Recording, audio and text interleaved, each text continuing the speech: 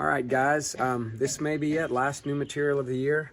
I got a neighbor who's building something out there, so ignore the hammering. But today we're going to look at our calculator. And as you'll see in a few seconds, AP, about a 30-year AP test is going to be calculator based. So you have to have a really strong working knowledge of not only how to manually find these derivatives, but also AP expects you to know what these derivatives mean, how to find derivatives at certain values, and they let you use your calculator for this. Now your calculator can't actually like write out the derivative formula, but what it can do is graph a derivative. It can find the value of a derivative. You just have to know how to use your calculator in this way. So we're going to take a look at that today, about what that derivative means, how our graph of the derivative we'll try to get into that too, but more than anything, just how to use your calculator, and then a practical application of this and how position, velocity, and acceleration actually are related. And if you've taken physics, you've probably talked about that a little bit. If you haven't, no worries. We'll talk about it today. And anyway, most people don't have much trouble with this. You'll explore all this if you take physics next year, and probably have a lot of joy from it, actually. People that are in physics and calculus tend to do really, really well on these parts. So let's take a look at that without further ado and see what's up. All right, guys. So like I said before, about a third of your test, actually, looks like I did the calculation, about 37% of your AP exam, at least on the AB level, and I imagine it's pretty similar on BC, will consist of calculator-based problems. And the College Board, AP College Board, expects you to be able to perform 4 major functions with your calculator. And the first one is, and you already know how to do this, is to take a function and to graph it and change your windows so that it can fit what your needs are. So for instance, if you're looking for the zeros where the graph crosses the x-axis, you would want to adjust your windows so you could see that well. If you're trying to find a max, perhaps you might be looking at different things, although we'll talk about that. That's actually something we don't technically adjust for much on the AP Calculus exam because we find our maxes and mins different ways. Also, you're going to have to determine the solution of an equation. So if I gave you an equation, you're like, man, I can't solve that. I don't know how to factor it or whatever. You can always set it equal to 0. And then instead of having the 0, you replace it with y, graph it, and then you look for where y is 0, which again is finding the x-intercepts. And we've talked about that briefly, but we'll talk about that more and more. That is a really big deal in AP Cal. And then third and fourth, you got to be able to calculate a numerical derivative and calculate a numerical integral. Now, we're not going to look at the integral today because we haven't studied integrals, but we are going to look at 1, 2, and 3, and primarily 3 for examples like this. So look at example. All right, as you can see in example 1, you have this really obnoxious looking integral here, okay? And this integral has 3x times the sine of e to the 2x times the natural log of 4x minus 3. So it looks like you have a product of 3 functions of x, that linear 3x, the trig one with the embedded, the composite e to the 2x inside of that, and then also a log with an embedded or a composite linear function. This is a nightmare to actually manually calculate the derivative. I could, but it would be awful, very long. And then, according to this, not only do they want the derivative, but they want the derivative when x is 4. So you would have to calculate it, then plug your 4 in, and then clean that all up. Now, AP is not going to make you do stuff like that. I used to actually do that a lot before I taught calculus and realized how unnecessary that was to practice all that stuff. But what AP will want you to do is be able to calculate that at 4, but they're going to have your calculator. Now, a lot of people, they see this and they're so used to doing everything manually, they forget what the process, how easy it can be if you just use your calculator. So what I'm going to do here is I'm going to go to my calculator here, and I'm going to have to, I'm going to slide this over here so the reflection's not so bad. Okay. And a lot of times AP will intentionally make this so ugly to try to discourage you from attempting to do it with your calculator. So what I'm going to do is here, I'm going to go to calculate and hit A on the calculate page. And just for the point of making this nice and pretty, I'm going to clear out my history and start with a clean slate. Okay, so what I'm going to do here is I want to take the derivative of this function. Now, one thing that a lot of people like to do, especially in AP, a lot of times you're going to actually have to find the derivative, but then you're going to have to graph it and maybe find a max or a min. So a lot of people like going ahead and just typing it in as a function. Like type it in as F1. I know this one right here already has some junk in there. But if I wanted to get rid of all that, I could start new and put it in there as a function. But we're not going to do that just yet. We may do that later on today. But what we're going to do, and once they have it in as a function, then all they have to do is when they find the derivative here, they just pull up vars and they grab their F1 function and put it in there, and they continue to borrow it from the graph page. That way they don't have to type the thing in twice. We're not going to do that right now, but what we are going to do is find the derivative of the y, which is all of this, with respect to x. So this is not implicit. Technically, it's implicit with the y. The derivative of y is 1 dy dx, but we're acknowledging that. And we're going to figure this out. But what we're going to do is we're going to go, and you have two options here. There's a book button right here. And if you go to the book button and you click on the left side of that book button, if I'm scrolling up right here, there's what I call the book button. The left side is absolute value, but it gives you all kinds of different functions there. If I click on the left side, you'll see that right here, over here to the right, there's a derivative button and a second derivative button. Now, the problem with this derivative button here is when you click on it, it doesn't give you the option, and you can see the dd blank of blank. It allows you to plug an x in, and it does allow you to go up and literally type this function in there. But what it doesn't allow you to do is evaluate this at x equal 4. And what you end up having to do, you end up having to go outside of this, and then you end up having to really understand your functions. You have to actually go and add a big bar in there. If you want, I went to the equal sign and add a big bar, and then you actually literally have to type in x, and then you have to go back and put an equal and then put a 4. So you can do it this way, but it makes it a lot of extra work. So I don't like to do that. What I like to do is, like always, whenever you're in doubt about what to do, go to the menu and look what you see there at number 4. Oh my gosh, calculus. I choose 4, and I want to find a numerical derivative at a point. Okay, now our point is really just the x value of 4 because it's not an implicit situation where I do need to know the y value. You can see right here, when I take the derivative, I'm going to have nothing but x's in there on the right side. So all I really need to know is the x equals 4, but it knows what's going on here. So I'm just going to hit the number 1, and it says, what's your variable? Now that's if it's, I honestly, whether this is all x's or all t's or all w's, you can use this any variable you want as long as you understand about the nature of that substitution. But ours is an x, so I'm going to choose x. And then at what value? Well, I want to do it where x is 4. So I hit a 4, and this is also a really nice function. It allows you to calculate the first derivative, or as you can see, if you click on that, actually the second derivative as well. But I want the first derivative, so I'm going to leave it on first derivative, and I'm going to hit tab and then OK, and it sets it up all nice and neatly for me. So all I have to do now is to type in 3 times x times trig, the sign, and then I got to go to the e function. Now, when you do the e function, don't hit the letter e because it'll think it's like a variable. Do the function e, which is down there to the left of the number 1, and you'll see it's nice and darkened in right there. And then to the 2x power, and the reason why it's darkened in is because that's telling it that it means that value of e, 2.7, blah, blah, blah. Then go outside the parentheses and hit the natural log, which is right over the e function, of 4x minus 3. And when I do that and hit enter, if it does give you an error sign, what that usually means is go back, and what we forgot to do is put a times between x sign. It thinks that x, sin right now are 4 variables. But if you hit times right there and then hit enter, it'll give you the value. So we have a huge value right there, negative 168,038.194 if you were rounding to 3 decimals, which AP always wants you to do. So what does that mean? Well, that means this graph has an incredibly negative, huge slope. Hugely negative, like close to negative, well, it's approaching negative infinity. So that graph has a negative slope, but it is so negative, it is diving downward.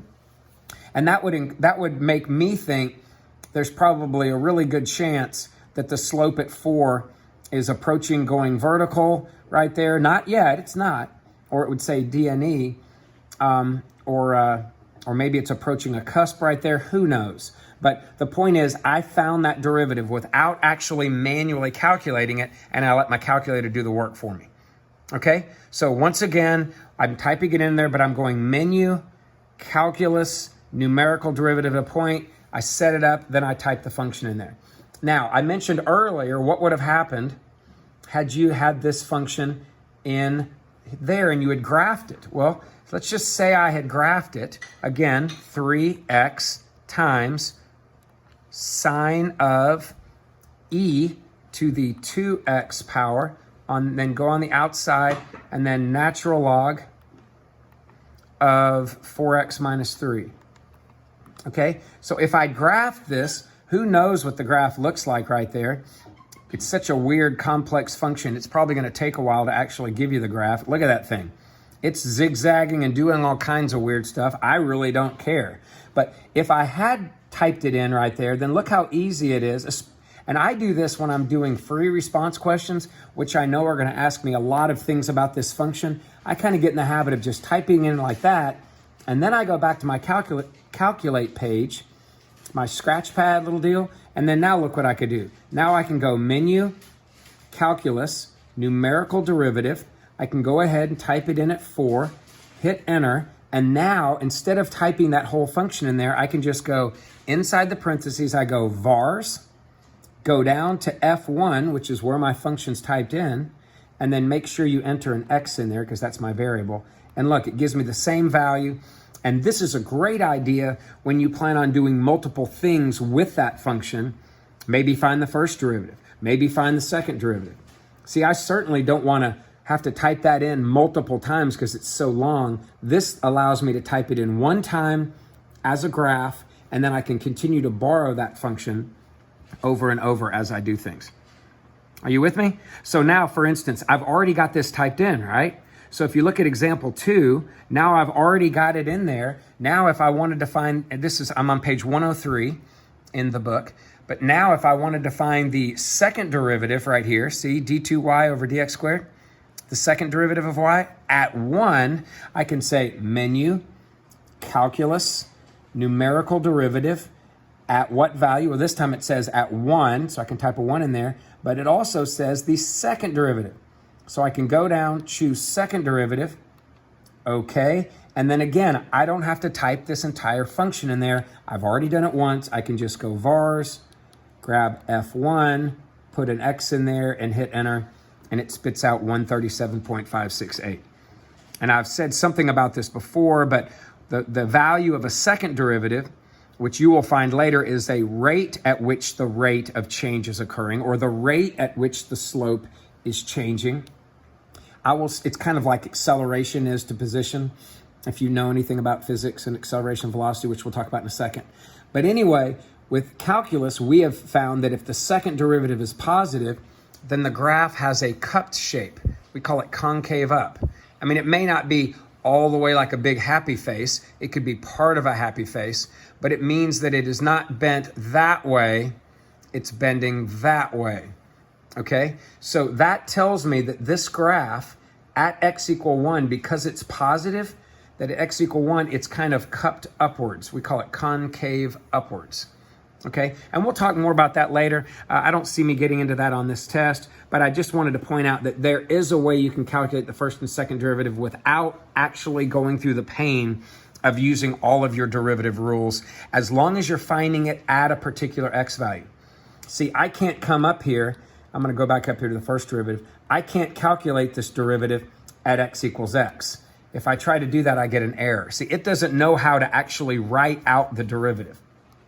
And even if it did or was able to do that, it wouldn't help you on a test because it would be the completely simplified version. And I would be looking for what you did to get that. And I'd be like, well, that's kind of interesting that you magically got to the final, most simplified answer without using any of your rules. So anyway, I wanted to show you this. On your calculator, again, a third of your time, you're going to be sitting there taking a test with your calculator in your hand.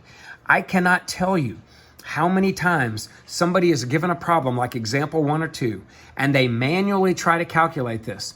And even if they do get it right, they plug a 4 in, and because of the nature of the 4, and maybe it's a sign value or whatever, they end up making a careless error. It's multiple choice. They miss the whole problem when all they had to do was to type it in and let the calculator do the work. All right? So make sure you understand this. And again, the book button is not the way to go to find the derivative when you're trying to calculate it. The book button is what I actually do when I'm trying to graph a derivative, which I'm not going to get into that just yet. We'll see what happens for the remainder of these last couple days. All right, so I'm flipping the page now, and I'm going to example 3.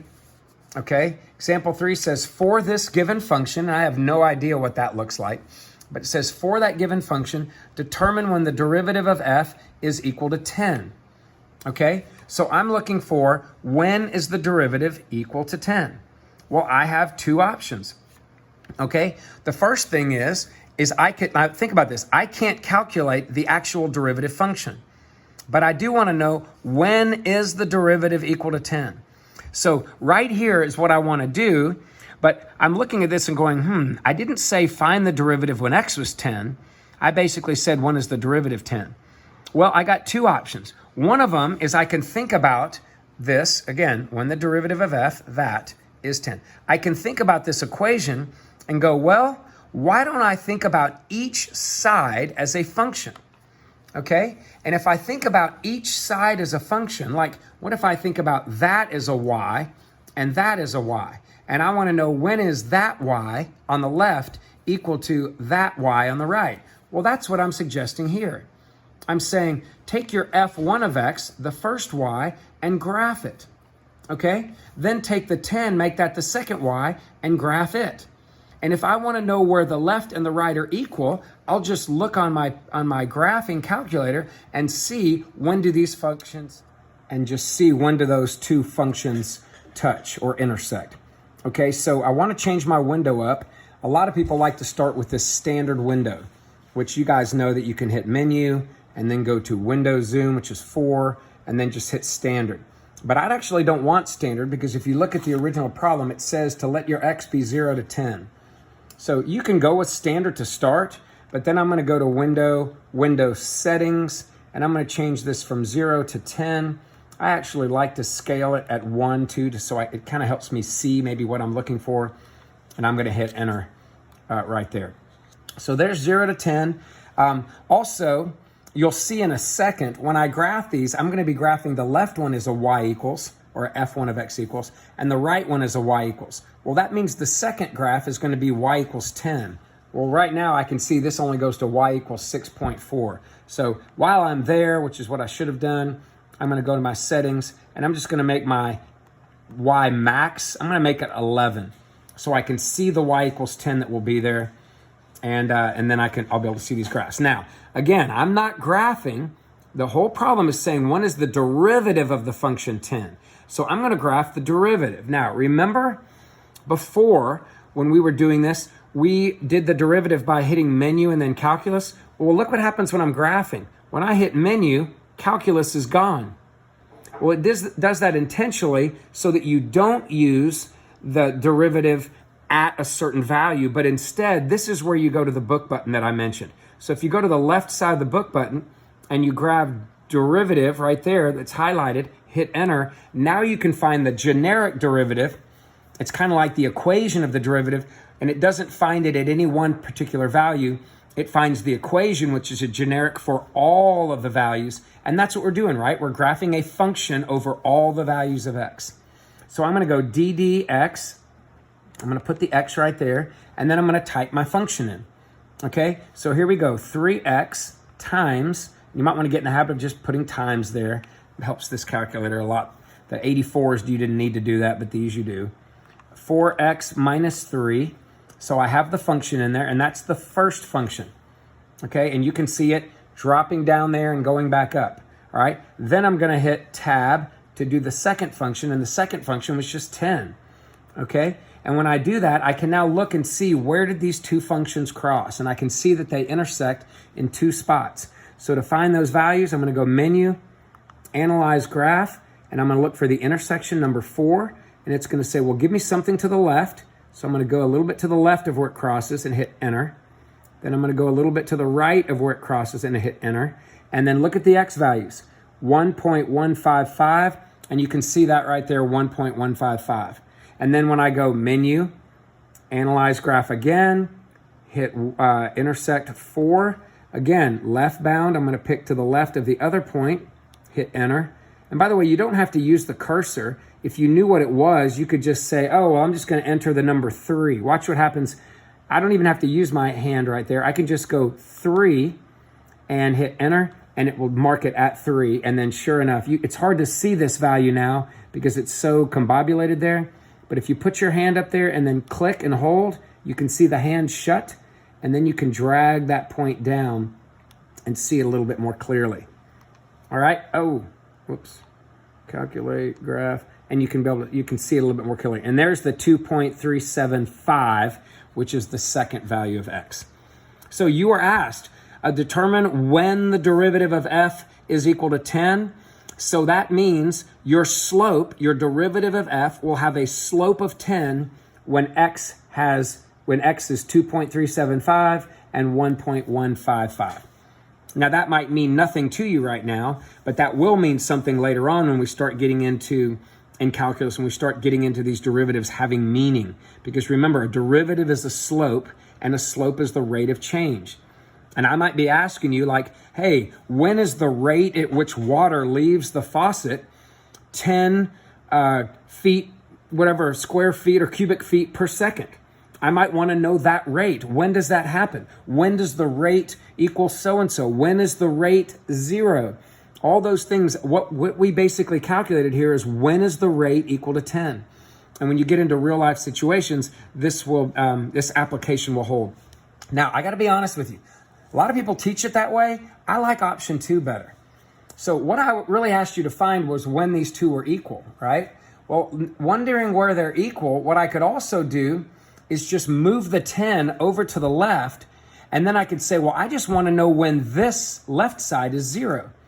So all I really have to do is graph the entire left side as one function, and instead of finding intersections, now I'm just finding zeros. So watch this. I'm going to delete everything out of there.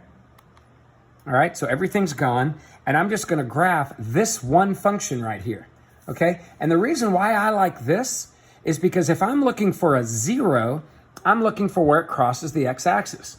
That means I don't have to worry about adjusting my window to make sure I can see y equals 10 anymore. I just want to know when that one function crosses the x, because I want to know when the whole thing is 0. So it's kind of like me moving it over and saying, all right, I'm going to pretend for a second there that 0 is like a y, okay? And I'm just graphing y equals all of that. And then I'm going to go back and look, when is y 0, which basically means what are the x-intercepts. So here we go. I'm going to come to my calculator again, like before, tab, but this time I'm going to go derivative. So I'm going to go book button. I'm going to grab that derivative. I'm going to put my x in there. I'm going to type in 3x times the natural log of 4x minus 3. Whoops. 4x minus 3. And look, once I'm in there, all I have to do is graph it.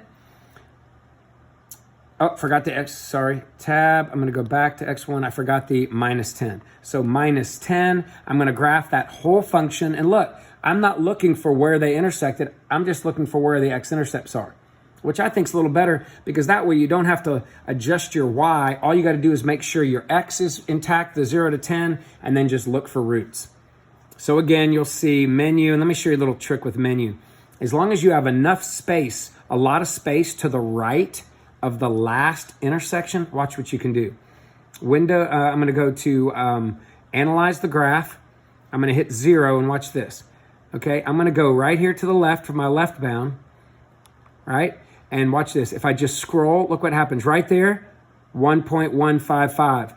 There's the first root. But watch this. Rather than hit enter there, if I keep scrolling, as long as you have a lot of space to the right, I think it's like twice the space, or maybe it's more than that. You making a liar out of me? Or it didn't do it. Most of the time when you go way here to the right like this, it just jumps to the next point. But watch what I'm gonna do. I'm gonna type this down and I'm just gonna hit escape. And that way it's not on my page. And then I can go, but I've already written it down. Menu, analyze graph, the 0. And then I'm gonna come back and then I'm gonna hit left bound here, enter, and then go to the right. And there's my 2.375. I'm gonna write that down. Okay, so I've got my values. I feel pretty good about them. And if I just hit escape again, it doesn't clutter up my page with all those extra points that make my graph my graph picture a little bit nasty. All right, so let's check out another thing. All right, let's look at example 4. Okay, number 4 says, determine where this function is decreasing. Now, I want you to think for a second. You've never done something like this. This is a very common AP question. It says, determine where the function is decreasing on that interval. Now, with AP Calculus, we're going to think differently than we would in Pre-Cal. But I'm going to show you how to think with AP Cal. Right now, and I'm going to open up this window or shut this down just a little bit. Okay, so right now I'm looking at this. Here's the Pre-Cal way to go about this. All right, interval is -10 to 10. So I'm going to take this picture right here. I'm going to delete, triple delete, and hit yes, everything's gone. I'm going to change my window from -10 to 10. So window settings, -10 to 10. And I'm just going to make my Y values both -7 and +7. And you can change those to 1 also. So there's kind of a window right there that'll be good enough for me, -10 to 10. Actually, you could have hit a standard. It automatically goes -10 to 10. All right, and I want to know where it's decreasing. So one thing I could have done is I could have just typed this function in, x cubed, come back down, minus 9x squared plus 14x plus 23. And I could hit enter on this, and you're going to see this function goes way high and way low. Now, where does a function decrease? A function decrease, what that means is, as you're moving from left to right, where do the Y values decrease or get smaller? And you can see, if you imagine what this thing looks like, it goes really high, and then once it hits its very highest spot, the max, it decreases all the way down there to the relative max, and then it decreases all the way down to this relative min. But you can see this left part right here, it's increasing as it moves from left to right, and then this final part right here is increasing. So it's increasing on this middle part. Now, if I want to know where is it increasing, I'm going to have to figure out, I would have to figure out where the relative max and the relative min are. And I would have to look at those x values and say, okay, on that interval, on that x interval, this graph decreases. Now, guys, that's a pain. For one, I don't even see that max. I'm going to have to change my window to kind of visualize it, maybe where it is, and then I'm going to have to find the max. Now, I could do that. I could go menu, analyze the graph, and find the max there. All right, and I could do something like, all right, the min, of x value to the left of the max's x value could be there. To the right of it could be there, and this calculator is pretty great. It'll adjust the window for me, and there it is. See it? Now it also stretched out the Y values unnecessarily. Let me go back and change the window and show you this. But guys, we're going to do it a much easier way. I'm going to go back and change this from -10 to 10 and take a look at it. So now I can see it right there, and you can see from 0.918, that's that left x value, and I could write that down, 0.918, and then I could come down here and find the relative min. I could go down there and go, I could come down here and go, all right, menu, analyze the graph, and I could find the min. Again, I'm going to show you a better way. All right, so min, technically it's not a min, it's a relative min, but I could hit, all right, that's a value to the left. Here's a value to the right, and it'll spit out that point. And I could come in here and say, okay, so from the x interval, right here, where is it decreasing? I could say from 0.918, comma, all the way through to 5.082, if I'm rounding to 3 decimal places, that's where my functions is decreasing. That is the interval, the x values interval, where this function decreases. But think about it for a second. What are the tangent lines, slopes, everywhere on this interval? Think about it. If you made little tangent lines, pretend the pen is the tangent line. All these are negative slopes right there. On this interval, it's positive slopes. That interval is positive, but right here in the middle, negative slopes. Well, negative slopes mean negative derivatives.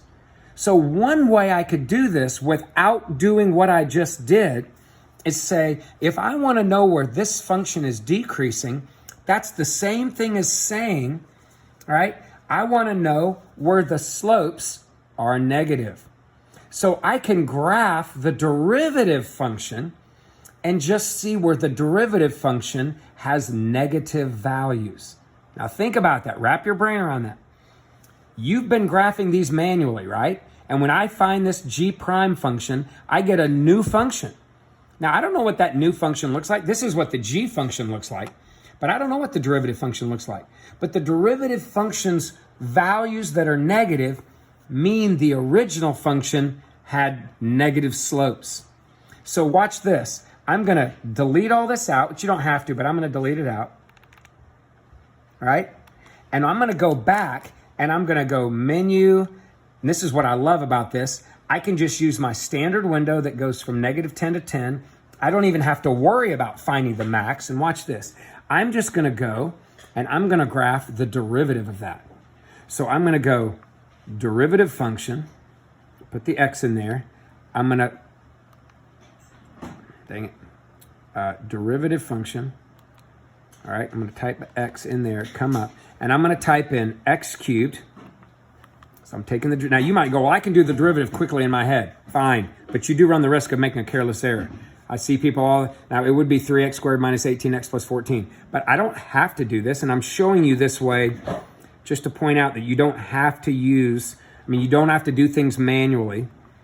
14x, whoops, 14x plus 23. All right, so I've typed in my function, and I'm going to hit enter, and notice the function right here goes down and up. And you can see this is the derivative function. Now, where does the derivative have positive values? There and there. I didn't say positive slopes. I said positive values.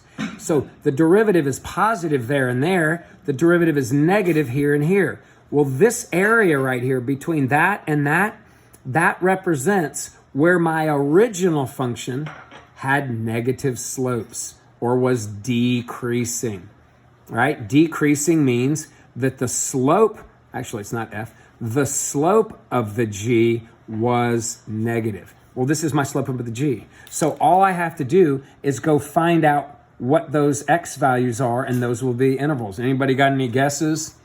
Check it out. Menu, analyze the graph, 0. I come over here, left bound, right bound, and what do I see? 0.918. I already knew that, but I didn't have to change my window or anything, right? Menu, analyze the graph, 0, left bound could be something like, well, you could click on where you are right there. Upper bound could be over here, and sure enough, I know you can't see it, but I could grab it, slide it up. There's my 5.081, rounded to 5.082. You seeing that? So I can use the derivatives values are the slopes of the original function. All right, so these, all that part where the derivative was negative represents places on the original function that have negative slopes, right? Whose derivative, which is slopes, are negative, and that means decreasing. Okay, so I thought that was pretty awesome. Also, and when I mentioned this earlier, we talked about the second derivative and what that means. Okay, so right here, a second derivative, whenever I calculate second derivative and I get values that are positive, whether it's positive 100 or positive 1 or positive 0.1, positive second derivatives mean the graph is concave up like this. Now, not all of them are nice and smooth like this. Like this is considered a concave up region. All right, this is considered concave up. As long as if you continued it, you would get a big cup looking thing. It's considered concave up, concave up. And we usually see CU. Some teachers use CU, but I usually do that. Okay, now if the second derivative is negative, then it's concave down. And again, it doesn't have to be like each one of these sections is concave down. So as long as it's slightly curved that way, if you continued it, it would make that, or slightly curved that way, we say that these sections are concave down. Okay, and if the second derivative is 0, then that means it's a possible inflection point, and it could be a place where it switches from concave up to concave down, or maybe not. So doesn't necessarily mean something when it's equal to 0, but it could mean something important. We'll talk about that next year. Okay, so this function said determine where this function is concave up. Now, if it's concave up, that means its second derivative would be positive. Well, the hard way to do that would be to calculate the first derivative, then to calculate the second derivative, and say when is that second derivative bigger than 0, and examine those x values that make it positive. But my calculator, man, it's so easy to do it this way. Check it out. All right, so if I want to know where the graph is concave up, all I have to do is to graph the second derivative and see where it's positive. Because again, concave up means the second derivative's graph would be positive. Well, let's delete all this junk. Okay, and let's go tab. All right, and I want to type in the second derivative of that. So I'm going to go book button, but look, there's the second derivative right there. I'm going to hit enter. So d2, and there's my function, over dx squared. And I'm going to type in that and graph the second derivative of it. So x cubed, all right, minus 9x squared plus 14x plus 23. So I'm graphing the second derivative right here on the interval -10 to 10. Now, I wanted to know when that graph was concave up, right? Now, actually, I didn't give you an interval there, so I'm just going to look at from -infinity to +infinity. Concave up would mean the second derivative is positive. Well, look, this looks like a line to me, okay? And if you really think about it, if you took a derivative, that would give you 3x squared. And then if you took the derivative, right? If you took the derivative once, and if you take the derivative again, you get 6x, linear. So I do know that it's a line, right? And look, where is this second derivative positive? It's 0 right there, and it starts going positive right after that. So it looks like it's at 3, but just to make sure, menu, analyze, the 0, left bound, right there, enter, right bound, enter, and sure enough, right there at 3, so I could say, all right, without even doing it manually, I could say the second derivative is positive, starting at 3 and forever to the right. And I know that because it's linear, it's just going to keep on going up and up and up. Cool? All right, so next thing I'm going to give you a little bit of application. All right, so if you look on page 105, and we talked about this very briefly at the very beginning. We talked about in physics how you're going to make relationships between position functions and velocity functions and acceleration functions. And I'll talk briefly about what each one means in a second. So let's just say I called this function the position function. Now you'll notice I'm not using x and y. I'm using time and x. So this would mean after a certain amount of time, whether it's seconds or minutes would be dependent on the problem. Hours could be anything, right? So for any time greater than or equal to 0, x gives us the position. Now, usually position will be like moving horizontally or moving vertically, and they'll have to tell you this. So in this particular one, we're talking about x being the position in meters of a mouse evidently running back and forth on a wall. And when we say the wall, like the top of a wall. So he's going to be moving horizontally back and forth based on time t. And if you kind of eyeballed it, if at time t equals 0, if I plugged a 0 in there, his position would be 5. Now what that meant would be, if there was some place called the origin, where the position is 0, he would be a positive 5, which would be 5 units to the right of the origin. All right? And then, for instance, if I plug a 1 in there for t, plug a 1 in there for time, I end up getting 12. That means he would be 12 units to the right of the origin. Now, there might be times when I plug in there that I actually get negative positions. That would mean that he's to the left of the origin. So think about this movement on the wall like a number line. And at 0 on the number line, they call that the origin. And I know you're used to thinking origin in x and y axis, but the origin on a number line would be the x. The x would have to be 0. Okay? So that's moving back and forth. Now, if I have a position function and I take the derivative of it, and you could do this manually if you wanted to, you get 6x squared minus 6t squared minus 6t plus 8. And we would be taking the derivative with respect to t, so I wouldn't have any like dt dx. It'd be dt dt, which cancels. All right, so take the derivative with respect to t, I get a new function. And you can see that here, 6t squared minus 6t plus 8. Well, when you do that, the derivative means slope, right? Or rate of change. But now what I'm doing is not the rate of change like change in y over change in x. I'm doing change in x over change in time. And change in x is position. Well, what's the change in position over change in time? That's velocity. Like miles per hour would be how many miles you went over a certain amount of time. That's change in position over change in time. Well, velocity is a little bit different than speed. Okay, so speed is what we talk about all the time. Like, yeah, I was going 40 miles an hour. Well, velocity is a little bit more particular.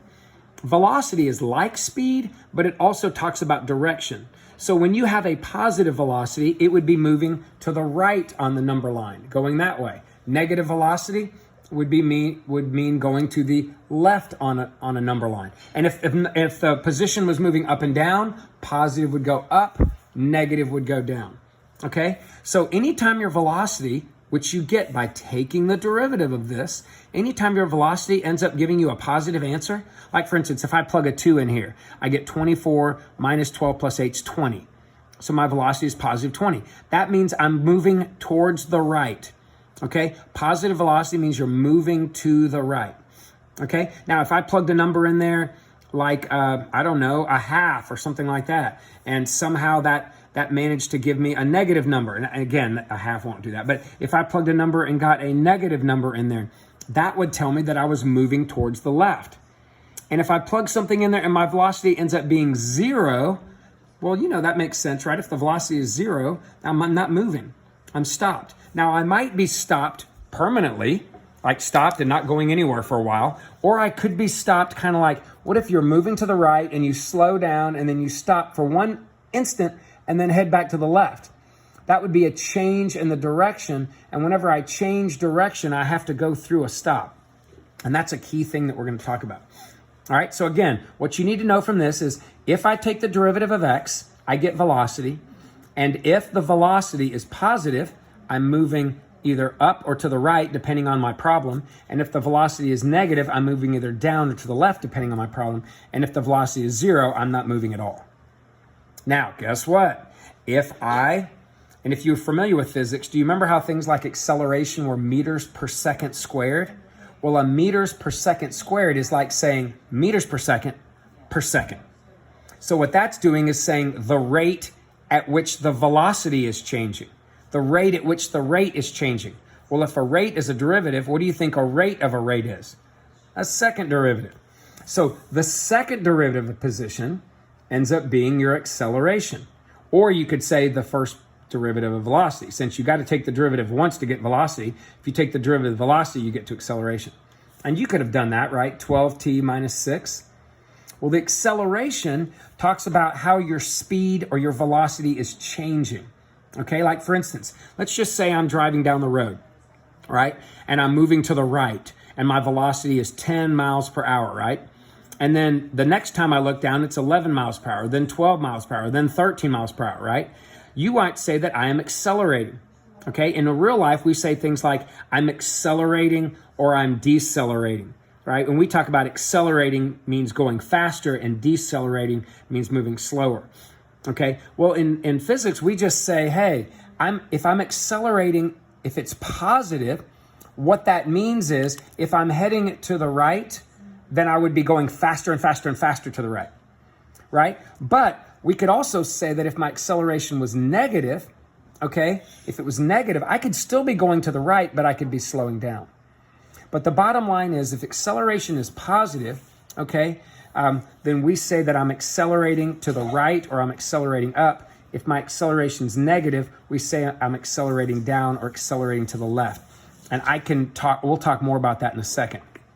All right. And then if my acceleration is 0, that doesn't mean I'm stopped. That's velocity 0. That just means I'm not getting any faster. That would be an example if my acceleration is 0. I could be stopped, but I could also be like on cruise control. You know how you put your car in cruise control and you're going 55 miles an hour? Well, is your velocity changing? No, your velocity is constant, right? You're constantly going 55 miles an hour. Well, if you're constantly doing that, then the rate at which your velocity is changing is 0. So there's no rate of change of velocity. That's a constant velocity. That's the derivative of velocity. Again, if the derivative velocity is 0, then you're just not going faster or slower. You're keeping it the same. Whether it's 55 miles per hour or even 0, you're keeping it the same. Okay, so let's just take a look at a couple of these. I don't think you'll think they're that bad, but just kind of it's important that you think about the process here and what's going on. Okay, so first thing, if this is my position function for my mouse, okay, for times bigger than or equal to 0, when am I stopped? Well, we just said that you stop when your velocity is 0. Well, I don't have the velocity curve. So how do I find velocity from position? Well, we find velocity from position by taking the derivative. So my velocity function is just the derivative of that, which would be 6t squared minus 6t plus 8. And I've already written that down over there, up there at the top. So that is my velocity, and I want to know, when am I stopped? Well, we said you're stopped when velocity is 0. Sorry, this is supposed to be a t right there. Now, it doesn't mean at time 0. At time 0, my velocity is 8. It says, when am I stopped? I'm stopped when velocity is 0. Now, how do I find that?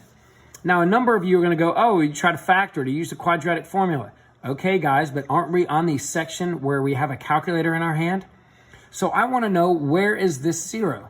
Well, all I got to do is graph that function and find its zeros. So I'm literally going to type that in my calculator right here.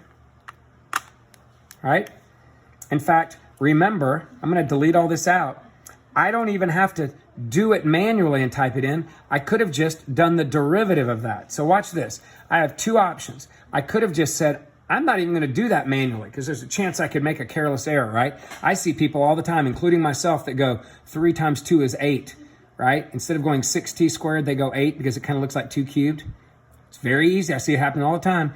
But you could have just said, book button, first derivative of x, actually. And you need to do x on this. I know it's a t, but your calculator only graphs with x and y's. So we're going to just replace t with x, and when I solve, the x's will be the times. Okay? And then I'm going to come up here. Sorry, I'm going to come up. Dang it. Here we go. Sorry. Derivative x.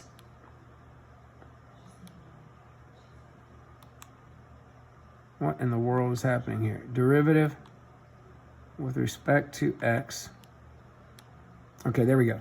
And then I'm going to type in, since I haven't taken the calculator is going to do the derivative, I'm going to type 2x cubed. And again, if you're like, why can't I do t's? Why can't I do t's? Because look at that, it's f of x. I have to use the x variable if I'm going to graph it in x and y. That's how this calculator thinks, okay? If you find a way to change that, knock yourself out. Come down, negative 3t squared. Now you may look at, or 3x squared, you may look at this and go, man, it's so much easier just do the derivative, it's less typing. Fine, I don't have a problem with it. Plus 5. Now I'm graphing this, and I want to know, where is it equal to 0?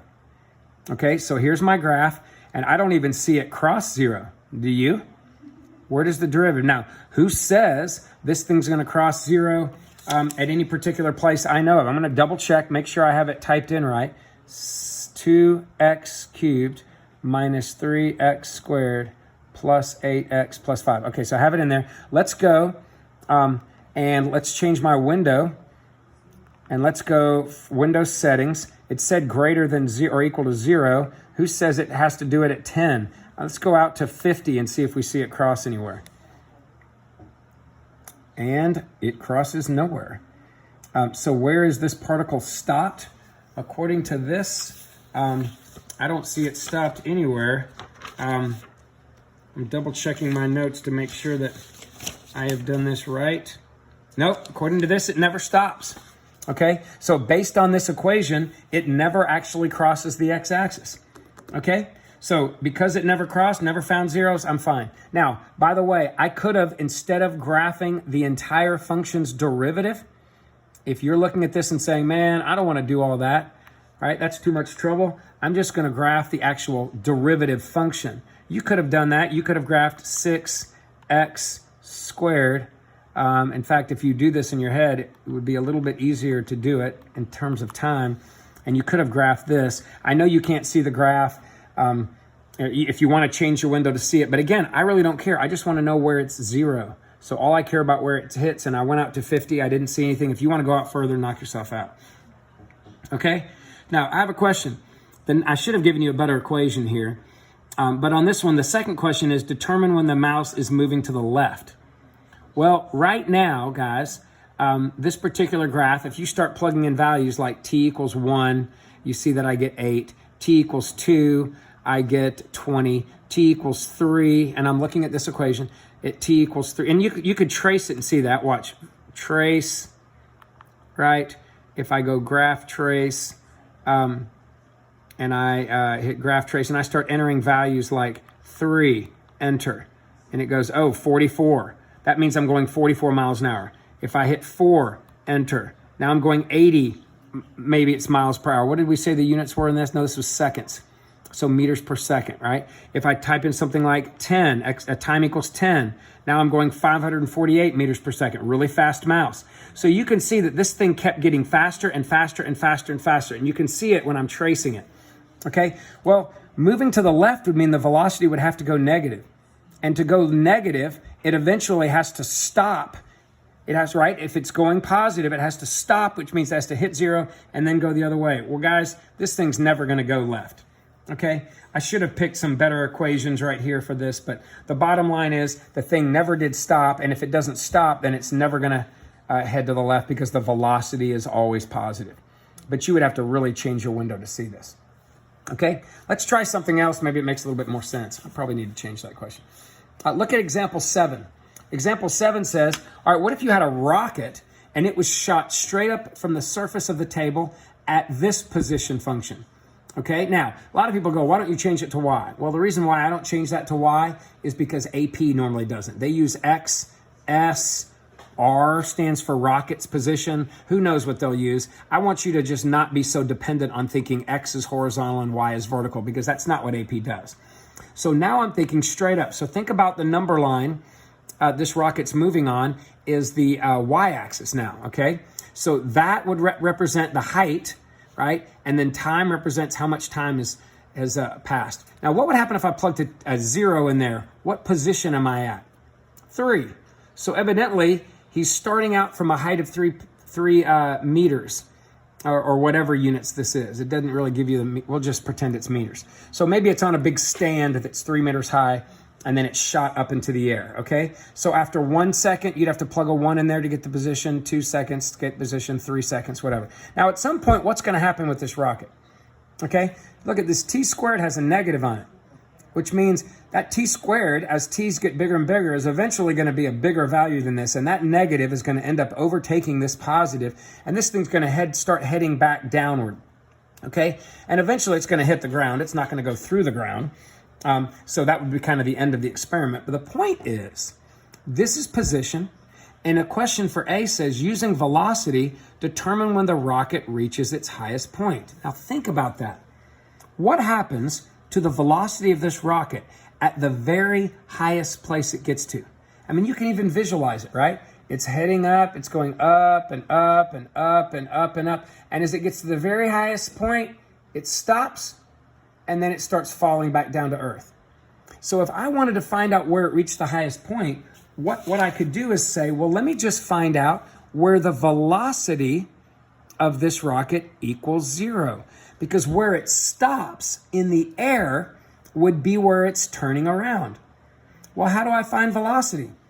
I take the derivative, okay? So one way to find velocity right here would be to do it manually. And again, this is not that bad. The velocity is the derivative of the position. You could say it like this if you want, all right? And that would be, the velocity of that would be 0. The velocity of that would be 112. The velocity of that would be negative 9.8, which is significant because that's the acceleration due to gravity, because you went 2 times that, and then you decrease the power by 1. And again, I'm taking the derivative with respect to time, so I don't have to go the derivative of that with respect to x. It's dt, which would have canceled. Now, all I need to do now is to set this equal to 0, because I want to know At the highest point, it had a positive velocity, stopped, and then it dropped, had a negative velocity. And it stops at that highest point. So I'm going to calculate this and solve. Now, all I got to do to solve that is to subtract the 112 and divide it by negative 9.8. So I could do that on my calculator. Sorry, you can't see that. Okay, so I could just subtract the negative 112 and then divide by the negative 9.8. And that gives me 11.428, or if you round, you could say T equals 11.429, and you could say seconds or whatever this happened to be talking about. We'll just pretend it's in meters per second or whatever. Okay, so that means that this thing's going to shoot upward, right? And as it's shooting upward, it had a huge initial velocity, I guess. And maybe that initial velocity was represented by that 112, who knows? All right, so I had a huge initial velocity, but the acceleration due to gravity was slowing it down. It finally stopped at this time, and then all the time after that, it spent time, the velocity was more negative. I'm sorry, the velocity was negative because it was going now downward, but that's not what the question asked. It just asked for this. All right, it also said, determine the velocity after 13 seconds. Well, all I have to do that is find the velocity at 13. And if that's my velocity curve, I could say, oh, the velocity at 112 minus 9.8 times 13. And I could type that into my calculator, and it's going to spit out negative 15.4. And I don't even believe that. I think that's a nice whole number. And that is velocity, which is change in position, meters, over change in time, meters per second. Okay? And again, I'm making these units up, but we're just going to pretend that it was meters per second here. It could have been any units. I just didn't give those. Okay? And because it's negative, what does negative velocity mean based on my notes? If the velocity is less than 0 or negative, it means I'm either going down or left, and this rocket is falling now. So up until 11.429, the velocity was positive, because that's where it was moving up, and it stopped here. And then after that, it's negative. Okay, so is it going up or down? Definitely down. Okay? And the question, and by the way, I can do all this on my calculator. Check out A. A on my calculator, I don't have to do the derivative manually. I could, if I wanted to, delete all this, this stuff right here. Okay, go back to my menu, window, settings. I'm going to start at 0 because that's when I'm shooting off my rocket. I'm going to go, it all changed after, I'll tell you what, we're going to go to maybe 25 seconds. Scale it at 1 if you want. Y min is the ground. How high did this thing go? I don't know, probably pretty high. I'll tell you what, I'll keep it at 200. All right, and okay. And then let's graph the position function. So the first one I'm going to have is position.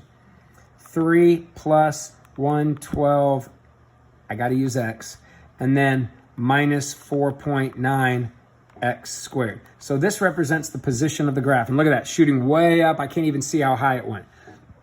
All right, now here's the velocity, tab 2. The velocity is the what? The derivative of the position. And by the way, man, don't I already have position in there is F1? Well, look, I'm just going to grab F1 rather than type it in there again. F1 of x. Then this graph, which can be hopefully a different color, that's my position function, right? And look where that position function hit 0. Check it out. Menu. Look where that velocity function in the red, that's the derivative of position. Look where it hits 0. I want to find analyze the graph and find these zeros. And I'm going to go, let's go to the left. It says which graph. Actually, I got to choose the graph. So to the left would be, say, that. And to the right would be, say, that. And what does it tell me? Oh my gosh, 11.429, just what I found. Okay? And it said, what's happening to the velocity after 13 seconds? Well, I could say menu, trace if I wanted to, graph trace. Now I want to know the velocity, right? So I don't want this curve. I went down and got on the second function, okay? And I can just enter 13 if I wanted to and hit enter. Boom, and look what it spits out, negative 15.4. So a lot of these things we can do on our calculator, but my point for you is just understanding even right here, if I want to find the derivative of the velocity here, look, I could go over there and say, all right, I want to know the derivative of the velocity, which is the menu, calculus, numerical derivative at 13 seconds, right? First derivative, and I want to take the derivative of my position function, grab my position at x, and check it out. It spits out the negative 15.4. Your calculator does tons of this stuff. All right, right here, what's the initial velocity? What is initial velocity of the rocket? What would that mean? At time 0, the initial velocity means what's the velocity at 0? Well, this is the velocity at 13. I could just go back and say, what's the velocity at 0? Bam, 112. That tells me I'm going 112 meters per second straight up right when it launches. Okay, but all I did right there was calculate the velocity at 0 using my calculator. Okay, this says, what's the acceleration at time 0? Well, acceleration is the what? It's the second derivative of position. Menu, calculus, numerical derivative, at 0. Plug a 0 in there, but this time I'm choosing the second derivative because acceleration is the second derivative of my position. Go now and choose var's position function, right, at 0. Negative 9.8 is the acceleration at 0, right? What's the acceleration at time 5? Now, some of you who take physics go, Mr. Hurry, acceleration due to gravity is always negative 9.8. Well, look, I can take this at any one of these values, look, and I'm always going to get negative 9.8, no matter what time it is. And why is that? Because this is a gravity problem, and acceleration due to gravity is always negative 9.8. And the units here would all be meters per second, which is meter per second squared. All right. Anyway, guys, that's acceleration, velocity, position, and I've given you a little bit of homework on that. I probably expect you, honestly, to have a little bit of trouble on this homework.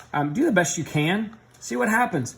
And then I will probably walk you through this key and just make sure you understand what I'm doing. There are only 5 problems with some subparts. I guess there's more than 5, so I guess there's 12 problems if you count out A, B, C, and D. But see what you can do on these. But it's calculator ideas, pretty much the same thing we talked about just now. And we'll incorporate a little bit of this on our test on Friday as well. All right?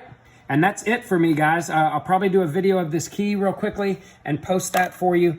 But aside from that and your big review that you can do, your test will be on Friday. And I will say sayonara for now, unless you miss some of these and you want to pull up that video. I'll have the written key as well. But if you miss any of these and want to pull up the video to see what I did or what my logic was, you can do that as well. All right? All right, good luck, guys. See you.